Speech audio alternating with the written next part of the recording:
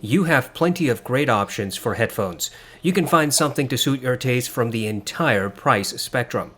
If you want unique but cheap, you will find something. If you want affordable but premium, then there's stuff available. And obviously, if you're in the market to splurge, then audeze, Vocal, meze, and Denon have you covered. Today, we are going to look at Sivga's newest headphone, the SV-023. This costs $450. In an already competitive and oversaturated market, what does the 023 offer that might entice anybody? I'm going to refer to the SV-023 as simply the 23. Michael Jordan's number. The 23 is a dynamic driver headphone, and Sivga says they are implementing proprietary tuning and design. Sivga promises wide soundstage, good dynamics, and high separation. They claim that the bass is, quote, well controlled with enough quantity. The 23 supposedly has mild mids with warm vocals. The treble is, quote, natural and exquisite. There's no frequency response graph, and clearly the descriptions Sivga provides are vague. Sivga instead spends a lot of time in marketing the build of the 23. I wish they had spent a bit more on the sound signature description. For $450, you expect impeccable build. The 23, I think, does satisfy that requirement. This headphone has a very similar design to many other Sivga and Sendy headphones. The headband is metal, the yokes are metal, the headband padding is adjustable, all very much like what you would see on the Sivga Phoenix, Sendy Ava, Sivga P2, Sendy Apollo, and the Sendy Peacock. The 23 has wood ear cups. These are smooth and polished. Their color looks pretty much like what you would see in the product photos.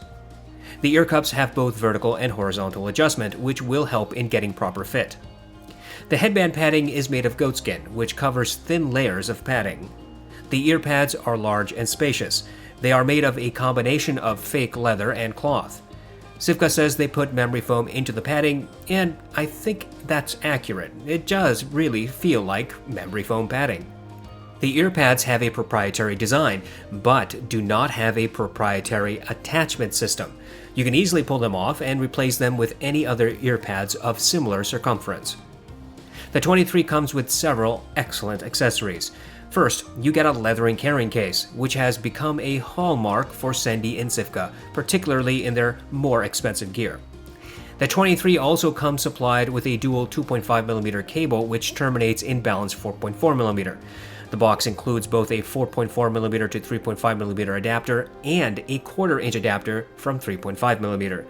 You get a cloth bag to store all the cables. The cables are quality. They are pliable, seem well made, and transmit little microphonics. As for comfort, Sivga says that the 23 is lightweight. It certainly is. I never felt any discomfort from the headband padding, and my ears sat fully enclosed inside the ear pads. The 23 does have a bit of clamping force, but I don't think it is any worse than the HD6XX. I can easily wear the 23 for about 4 hours before needing a break. Overall, Sivga designed a familiar headphone. We have seen this from their other products, but it is a sturdy, comfortable build. The accessories are top-notch. I am again disappointed that they did not include spare ear pads, but since these can be easily replaced by third-party ear pads, at least that's one saving grace. To test the 23, I used it with various devices. This includes my RME 80i2 DAC, the EcoZerta ITM-03, and the Low2 PAW 6000. I used the stock accessories. I listened to my test playlist on Amazon Music HD. The 23 is very easy to drive, like most dynamic driver headphones. You do not need a powerful amplifier. Feel free to plug it directly into your laptop or mobile device, if you can still do that.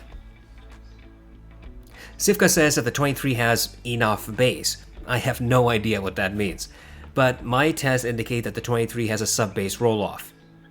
In Mountains by Hans Zimmer, there's a rumble from the beginning, which builds into a crescendo. The 23 presented this detail, but the rumble was quieter than what I heard on the neutral All-OS 4X.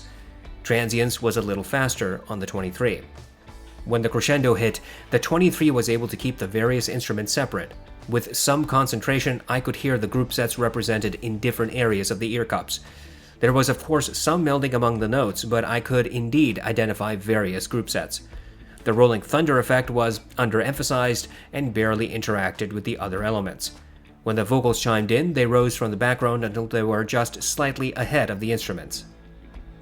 In Conquer by Homework, there's a rolling marble sound at the beginning. This pans from right to left to center. The 23 presented this sound and the panning.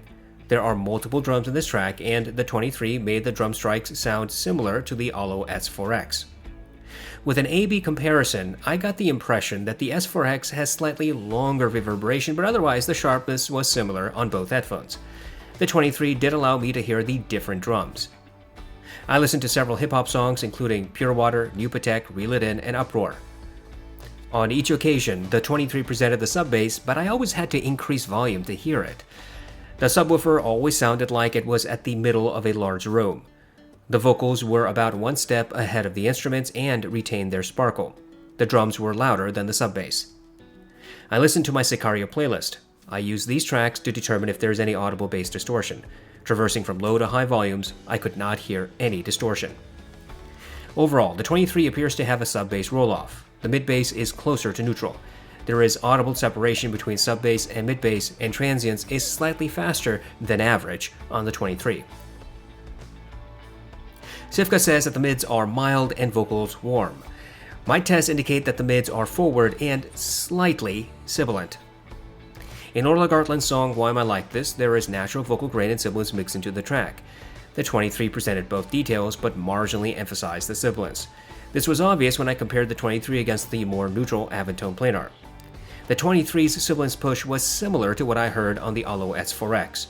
However, the 23 sibilance emphasis was significantly less than that of the HD560S.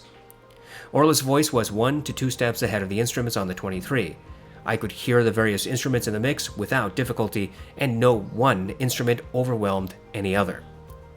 In Want You Back by Haim, the 23 again showed that it slightly emphasized vocal sibilance. This was similar to what I heard on the Allo S4X. At 8 seconds into the track, the primary singer says the word "we" and drags it out, making it sound gravelly. The 23 rendered this detail. There are 2 backup vocalists, one in either channel. The 23 initially presented all 3 vocalists clearly with their individual tonalities. When the instruments played at maximum, the backup vocalists were a little bit more difficult to differentiate, but with some attention, I could still pick them apart. The drums, bass, guitar, and piano all remained separate. The vocals remained 1 to 2 steps ahead of the other elements. In Superposition by Young the Giant, the 23 presented the ukulele, drums, and bass, and no one instrument outshined any other. The bass was a bit rolled off and not quite as loud, particularly when I compared against the Allo S4X. The primary male vocalist was 1 to 2 steps ahead of the instruments. His vocal sibilance did not appear to be emphasized. There's a backup vocalist whose voice is layered beneath the primaries. Most headphones cannot reveal this subtle detail. The 23 did. I could hear the layered vocalist. Between 1 minute and 10 and 1 minute and 20 seconds, there are sharp intakes of breaths. The 23 presented this detail. Overall, the 23 has forward mids. Vocals take center stage, and there's a bit of vocal sibilance for female artists, though far from harsh. The mids are clear, with elements separate and distinct. Sivga says that the treble is natural and exquisite. My tests indicate that the 23 has a slight mid to upper treble emphasis. In Scherzo for X-Wings, the 23 presented the brass and horns clearly. Their nasally signatures were easily audible. However, the higher pitched notes seemed a bit emphasized, louder than what I heard on the more neutral Aventone planar, but it was comparable to what I heard on the Allo S4X. The timpani was underemphasized, and it did not drown out the other instruments. The 23 has width and depth, but no verticality. In other words, some instruments seemed further out into the wings, some sounded like they were deeper into the room, but no sounds came from above or below. In Flight from the City, the 23 made the piano sound like it was 7 feet away. Its bassy notes were underemphasized, and each note had quick transients with little melding. The Allo S4X, in comparison, had slightly greater bass rendition and longer decay. The cello was as loud as the piano and sounded, for the lack of better terminology, smooth. Both instruments melded their tonalities, but I could concentrate on any one or the other without difficulty. I easily heard the pops and sizzles, electric buzzing effects, the creaking of wood on the pianist's bench, and the shifting of the cello's weight. In take 5 of the Dave Brubeck Quartet, the 23 rendered the piano in the right, drums in the left, saxophone center, and bass one step behind. All instruments were clear and distinct, placed in different places in the ear cups. The saxophone was the loudest instrument in the mix. The saxophone's higher pitched notes were slightly emphasized, particularly in comparison to the Aventone planar. The cymbals are struck at different positions, which should result in varying tonalities. The 23 rendered this detail. Overall, the 23 seems to have a slight emphasis in the mid to upper treble. This is neither harsh nor piercing. There's at least above average clarity in this region. Sivga does not say anything about the detail retrieval of this headphone. When a company describes their headphone as warm, I immediately think that there might be a loss of detail, because the bass has been elevated or treble reduced or something to that effect. I was pleasantly surprised to find that the 23 presents details quite competently. Obvious details are always present, and even some subtle details are discernible, though they are not going to jump out at you like they would on the Austrian Audio headphones or on the HD800S. Creaking of wood, shifting of a cello's weight, sharp intakes of breaths, multiple vocalists, twangs of guitar strings, nasally signatures of brass and horns, these types of details are clear. Layered vocalists and varying tonalities of cymbal strikes are also audible. For a more quantitative test, I use the song New Light by Kazuki. This track has layers of details, including the sound of children playing, wind, rustling of grass, synth, piano, and footsteps. I count the number of steps I can hear in the first 60 seconds. The Sennheiser HD800S presents 22 footsteps. The Focal Clear presents 18. The Austrian Audio HiX65 presents 16 to 17. The HiX55 presents 16. The HiX15 and the X25BT present 13 to 14 footsteps. The hifi Mansundara, Aventone Planar, Sivga Phoenix, and Biodynamic DT1990 each present 10 to 11 footsteps. The Monolith M1070, M1570, Sivga Robin, and Ultrasone Pro 1480i all provide 8 to 9. The audeze LCD2 Close and LCD2 Classic each provide 7 to 8. The older M1060C provides 7 footsteps. The audeze LCD1 and the HD6XX present 6 to 7. The Neumann NDH20 presents 5 to 6 footsteps. And the 23 rendered 11 footsteps. On my scale of detail retrieval, the HD6XX and LCD1 are the average performers. Any headphone that provides more or less detail is judged accordingly. So, the NDH20 would be considered as below average and the hifi Mansundara as above average. Here, based on this scale, I think the 23 has above average detail retrieval. Sivga says that the 23 has wide soundstage. We have seen companies make that boast many times, and it's not exactly been accurate.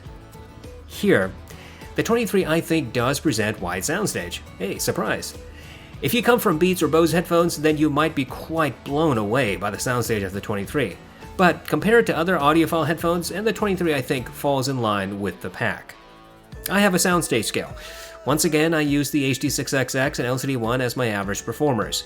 Headphones that have more or less soundstage than these two are judged accordingly. The audeze Mobius and all Beats headphones have claustrophobic soundstage. The NDH20 and ATH M60X have below average soundstage. The HD6XX and LCD1 have average soundstage. The Sivga Phoenix, Emotiva GR1, and Ultrasone Pro 1480i have average to maybe above average soundstage, depending on the particular recording. The hifi Mansundara, Aventone Planar, Austrian Audio HiX55 and X65, and LCD2 Classic have above average soundstage. The hifi Mandiva has wide soundstage. The HD800S has super wide soundstage. In my opinion, the 23 has soundstage similar to the hifi Mansundara and Aventone Planar.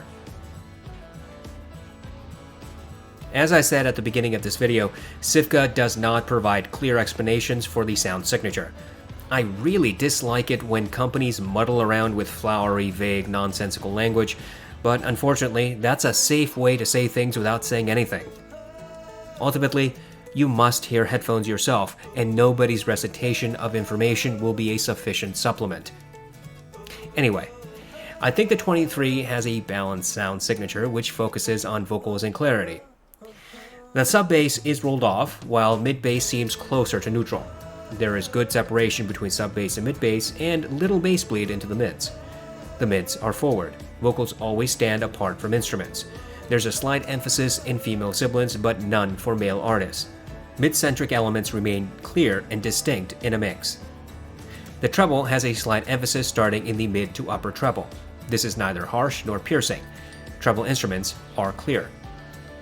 The 23 has above-average detail and above-average soundstage. Sivga says that the mids are warm and the treble exquisite. I don't know how to quantify that. What I can generally suggest is that the 23 seems to present a balanced mix of competing desires. You will get wide soundstage with easily audible detail, clear elements, and vocals that stand close to your ears. Whether you would like this headphone is entirely up to you. It's important that we do true A/B comparisons to figure out how new gear fits into our collection. Sometimes new stuff is not different enough, such as with DACs and amps, while other times there are material differences. Here, we will compare the 23 against the Sivga Phoenix, audeze LCD1, and the Harmonic Dyne Zeus. For these tests, I used the stock accessories. I plugged each headphone into a passive A/B switch, which was plugged into my Army ADI2. I listened to my test playlist on Amazon Music HD.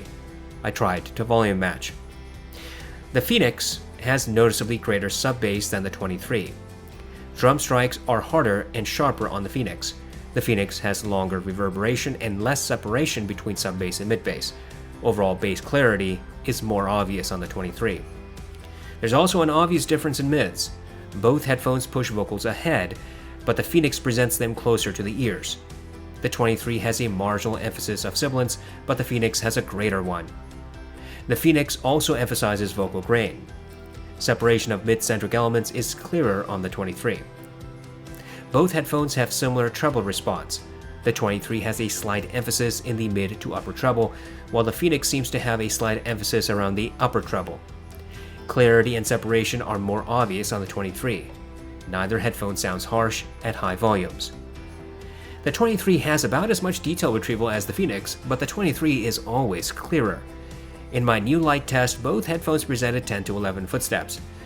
The 23 has noticeably wider soundstage. The LCD1 has a similar sub-bass response to the 23. Both have a roll-off. Both have similarly quick transients. Separation of sub-bass from mid-bass is noticeably clearer on the 23. Mid-bass impact is ever so slightly harder on the LCD1. The mids are forward on both headphones. The 23 has a slight emphasis of vocal sibilance, while the LCD1 has a greater one. The LCD1 also tends to marginally emphasize vocal grain. Vocal seems closer to the ears on the LCD1, and there is more separation and clarity in this region on the 23. The LCD1 has a treble roll-off, while the 23 has a slight emphasis in the mid to upper treble. There is greater separation, more clarity, and more obvious placement of instruments on the 23. In a complex mix, the 23 presents group sets that are more easily identifiable. The 23 has greater detail and wider soundstage than the LCD1. The Zeus and 23 have similar sub-bass rendition. I think that the Zeus has slightly more audible sub-bass and marginally longer transients. Mid-bass is a bit elevated on the Zeus compared to the 23. Separation of sub-bass from mid-bass is clearer on the 23. The Zeus has greater bass bleed into the mids. The mids are quite different. The 23 presents vocals further ahead of instruments. The Zeus presents vocals closer to the ears. Drums generally stand shoulder to shoulder with vocalists on the Zeus, but on the 23, vocals are always presented separated and ahead. The 23 has a slight emphasis in sibilance, while the Zeus has a more neutral rendition. The treble is different. The 23 has a marginal emphasis in the mid to upper treble. The Zeus has a slight treble roll-off. Clarity in this region is more obvious on the 23. However, the Zeus has a gentler presentation of even the harshest treble instruments. The 23 has greater detail retrieval. In my new light test, the Zeus rendered 8 to 9 footsteps. The 23 has wider soundstage. These types of comparisons help show that some headphones have stark differences, but sometimes not. For example, the Sivga P2 and Sennheiser Eva sound similar, as do the Emotiva GR1 and Sivga Phoenix, probably because those are based on each other. There's no such thing as the best headphone. While some people waste time arguing about measurements and perfection, they seem to miss out on the wide variety of sound signatures available in the market. After all, listening to songs as the artist intended is a nonsensical argument. Unless you were there and have the equipment those artists had, you will never hear what they heard. The bottom line is that the headphone which appeals to you might be the right one for you, and that headphone might be in the group I compared, or not at all. I am skeptical of brands that promise perfection. I would rather see products that are unique and offer something new to the market. The promise of sound as the artist intended is not realistic, nor can it be supported by objective facts. That's why when you're in the market for headphones, you really need to think about what you currently have and what you think you're missing. When you have a general idea of what you're looking for, I am confident you will find something that comes close, although it might take a bit of hunting. Here, with the SV-023, we get another option in the market. This is yet another headphone from a brand that seems to be chugging these things out at a steady pace. Is $450 a fair price for the SV-023? Generally speaking, I think the SV-023 does make a compelling argument, but it is a little bit expensive. It appears to present a sound signature that is unique enough to it, good build, and excellent accessories. I thought that the Zeus might present some of what the SV-023 offers, and since the Zeus is about $100 cheaper, that would easily push the SV-023 into the too expensive category. But alas, the Zeus does not have a similar sound signature. It would be hard to mistake the two. The same can be said for the LCD-1 and the Phoenix. While there are similar characteristics here and there, none sound identical or even close to the SV-023. Ultimately, I think that the SV-023 does offer enough to justify its price tag, although it is at an extreme edge. Frankly, I think $400 is probably a more fair price tag. This headphone might not be for you. You can come up with plenty of good reasons to reject it from your list. But I cannot find any to say that it is outright unacceptable as one of many potential options.